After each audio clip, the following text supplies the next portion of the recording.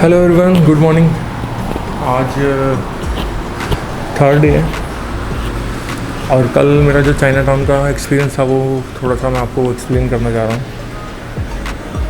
तो मेरा हमेशा से ही रहता है कि जो शायद हो सकता है कि मैं ड्यूरिंग द ट्रैवल बहुत ज़्यादा आपको डिटेल्स ना दे पाऊँ या कुछ रह गया हो, मिस कर गया हो, तो मैं कोशिश करता हूँ कि मैं आपको नेक्स्ट डे जो ये मॉर्निंग में वीडियो बनाता हूँ इसमें थोड़ी जो मिसिंग डिटेल्स हैं वो मैं आपको दे दूँ। तो आज वैसे आपको दिखा देता हूँ, बारिश हो रही है तो आप देख सकते हो।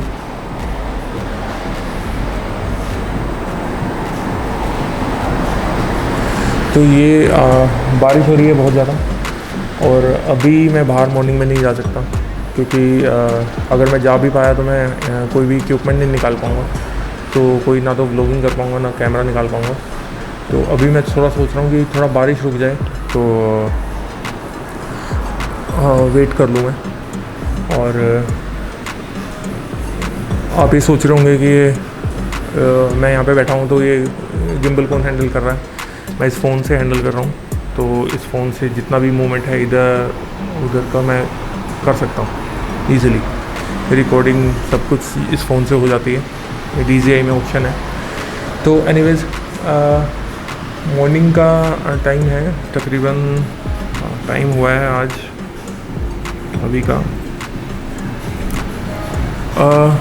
10:30 बजे हैं। मैं 9 बजे तैयार हो गया था, बट वही कुछ मेरे को गिम्बल की बैटरी भी चार्ज करनी थी, कुछ ये बारिश का देख के मैं रुक गया हूँ। अभी बारिश जब रुकेगी तब मैं यहाँ से निकलूँगा। मेरे को आज जाना है बोटैनिकल गार्डन और ऑर्चिड, नेशनल ऑर्चिड गार्डन, वो दोनों एक ही में हैं, मतलब एक ही जगह पे है।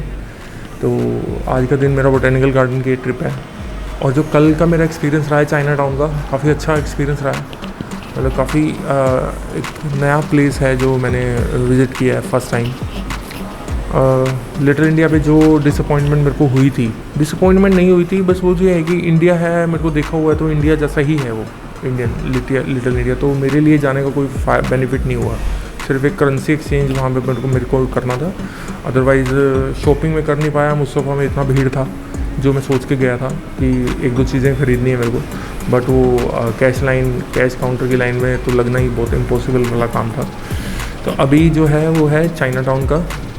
तो चाइना टाउन में कल जब मैं पहुंचा 2 बजे के आसपास, तो काफ़ी अच्छा वेदर था, सनी लाइट थी, काफ़ी पिक्चर्स मैंने क्लिक की।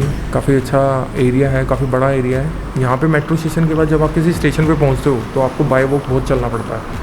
ऐसा नहीं है कि आप किसी एरिया में कैब करके भी चले गए और आप फिर वहाँ पे बाय वॉक, मतलब आपको नहीं करनी पड़ेगी। आप बहुत बड़ा एरिया है। मतलब जैसे ऐसा नहीं है कि आप दिल्ली के कनॉट प्लेस में चले गए तो कनॉट प्लेस का एक सर्कल लगाया और कनॉट प्लेस ख़त्म, ऐसा नहीं है। यहाँ पे चाइना टाउन मतलब चाइना टाउन जैसे it's like it's whole town. So काफ़ी बड़ा एरिया है, काफ़ी आई थिंक 3-4 किलोमीटर में फैला हुआ है सराउंडिंग में। और आर्किटेक्चर बहुत अच्छा लगा मुझे। और क्राउड बहुत कम था, उतना क्राउड नहीं था जितना एक्सपेक्टेड था।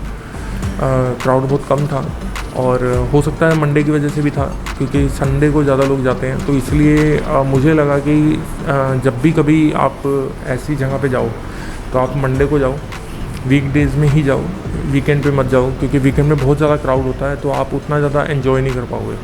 मतलब क्राउड ही फिर आपको मिलेगा तो आप क्राउड को ही मतलब क्राउड में ही अपने आप को मैनेज करने में लगे रहोगे, कोई भी चीज़ आप ढंग से देख नहीं पाओगे। तो काफ़ी अच्छा आर्किटेक्चर है वहाँ का, और जो ओल्ड आर्किटेक्चर है और जो नया आर्किटेक्चर है उसको बिल्कुल सही बैलेंस किया हुआ है। और पेंटिंग्स बहुत अच्छी अच्छी बनाई हुई हैं। चाइना के लोगों ने अपने आप को यहाँ पे बिल्कुल ऐसा नहीं है कि सिंगापुर में वो रह रहे हैं, वो अपने आप को उन्होंने चाइना ही बना लिया है वहाँ पे। तो चाइनीज़ लोगों ने अपनी कल्चर को भी बड़ा संभाल के रखा हुआ है। काफ़ी पेंटिंग्स हैं जो जैसे ओल्ड चाइनीज़ 80s में 70s में या 60s में जो चाइना का मतलब कल्चर था वो भी पेंटिंग्स के थ्रू उन्होंने काफ़ी दिखाया हुआ है। तो जगह जगह आपको डिफरेंट पेंटिंग्स मिल जाएगी। मैंने कुछ कैप्चर भी की हैं तो आपको पिक्चर्स मिल जाएंगी। या फिर वीडियोस में भी मिल जाएंगी, पिक्चर्स में मिल जाएंगी, दोनों का डिस्क्रिप्शन में मैं डिटेल्स डाल दूँगा। यूट्यूब में तो होगा ही, और पिक्चर्स की जो मैं लिंक में डालूँगा अपने उसमें, तो आप पिक्चर्स भी देख सकते हैं। कुछ मिस कर गया हूँ तो फिर भी आप मेरे को कमेंट में डाल सकते हैं, तो नेक्स्ट टाइम कुछ भी ऐसा होगा तो मैं ट्राई करूँगा कि मैं कुछ भी मिस ना करूँ। चाइना का ओवर ब्रिज है वहाँ पे, बिल्कुल चाइनीज़ कल्चर है, जो ओल्ड चाइनीज़ कल्चर है, जो एक वहाँ पे वो टेम्पल से बनते हैं चाइना के, तो वो उस साइड से है। मैं एक चाइना का टेम्पल वहाँ पे ढूंढ रहा था, मेरे को मिला नहीं है। मैंने काफ़ी लोगों से पूछा है, या तो लैंग्वेज का इशू था, उनको मेरी बात समझ में नहीं आ रही थी, या मेरी उनके बात समझ में नहीं आ रही थी। तो कुछ मैं वो टेम्पल ढूंढ रहा था कि ऐसा कुछ चाइनीज़ टेम्पल मिल जाए तो मैं उसको ज़रूर कैप्चर करूँ, बट वो नहीं मिल पाया, क्योंकि इतना बड़ा एरिया है ना कि आप बाय वो कितना ट्रैवल कर सकते हो। और मेरे पास इक्विपमेंट भी थोड़ा ज़्यादा होता है, तो थोड़ा सा मेरे लिए और स्ट्रेसफुल हो जाता है इतना दूर ट्रैवल करना। और आप बाय वॉक जाओगे तो आपको दूर पड़ेगा, आप बाय कैब, क्योंकि यहाँ पे ना वो नहीं होते हैं जैसे हमारे इंडिया में होते हैं ना, या फिर आपको थाईलैंड में मिल जाएंगे टुक मिल जाएंगे, या इंडिया में होते हैं ऑटो मिलते हैं, यहाँ ऑटो नहीं होते, यहाँ कहीं पे भी ऑटो नहीं है।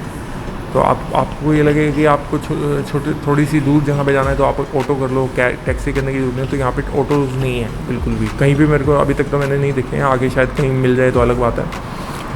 तो ऑटोज़ नहीं है यहाँ पे, तो इसलिए थोड़ा सा शॉर्ट डिस्टेंस को ट्रैवल करने में थोड़ा सा डिफ़िकल्ट होता है, डिफ़िकल्टीज आती हैं, और या आपको कैब ही लेना पड़ेगा नहीं तो। और कैब मुझे नहीं लगता कि मैं सिर्फ एक रोड से दूसरे रोड, सामने रोड क्रॉस करने के लिए जाऊँ तो मैं कैब लूँ, तो वो भी एक कुछ मेरे को लगता नहीं है कि ऐसा कुछ ऐसा कुछ समझ में आएगा। तो ठीक है, मतलब अब जितना हो सकता है मैंने कवर किया है, काफ़ी पिक्चर्स क्लिक किए हैं, काफ़ी आर्किटेक्चर को कवर किया है, मेनली तो आर्किटेक्चर ही होता है ट्रैवल शूट में। अभी कोशिश करूँगा मैं थोड़ा सा पीपल फोटोग्राफी भी करूँ, क्योंकि अभी मेरे को वो फ्रेम नहीं मिले हैं यहाँ पे, तो हो सकता है वो क्राउड मिले या फिर कोई पुराना ओल्ड एरिया हो तो वो ज़्यादा अच्छे रहते हैं, बट स्टिल आई ट्राई कि अभी कुछ बारिश में कुछ ऐसा शॉट मिल जाए मुझे, तो मैं कोशिश करूँगा कि वीडियो जो है ब्लॉगिंग है जो मैं फ़ोन से करूँ, और पिक्चर्स क्लिक कर लूँ मैं कुछ रेनी सीज़न में। चाइना टाउन की ख़ास बात मुझे लगी है कि यहाँ पे बहुत ही मतलब कल्चर को ज़्यादा फोकस किया उन्होंने, अपने जितने भी ट्रेडिशन उनके आउटफिट्स हैं, या ट्रेडिशन उनके एक्सेसरीज़ हैं, या ट्रेडिशनल उनके जो होम डेकोर की चीज़ें हैं, वो काफ़ी उन्होंने अपने यहाँ पे मतलब शॉप्स मिली है मेरे को। तो कोई भी शॉपिंग करना चाहे तो चाइना टाउन एक अच्छा ऑप्शन है। और खाने के लिए अगर कोई इंडियन है तो लिटिल इंडिया जा सकता है, और चाइनीज़ फूड अगर किसी को खाना है तो वो चाइना टाउन में, but I don't think so कि काफ़ी लोगों को चाइना टाउन में जो चाइनीज़ फूड है वो समझ में आएगा। खाने के लिए आप लिटिल इंडिया जा सकते हैं, बिल्कुल आसपास हैं दोनों, little India China town 1-2 station मतलब डिस्टेंस में है। आप मेट्रो से पहले आपको लिटिल इंडिया आएगा और उसके बाद चाइना टाउन आएगा। तो सॉरी आपको बाय रोड जाना पड़ेगा, सॉरी, क्योंकि मेट्रो थोड़ा अपोजिट होके घूम के जाती है। लिटिल इंडिया आपको ऐसे है और चाइना टाउन आपको ऐसे है, तो कल भी मैंने आपको बताया था।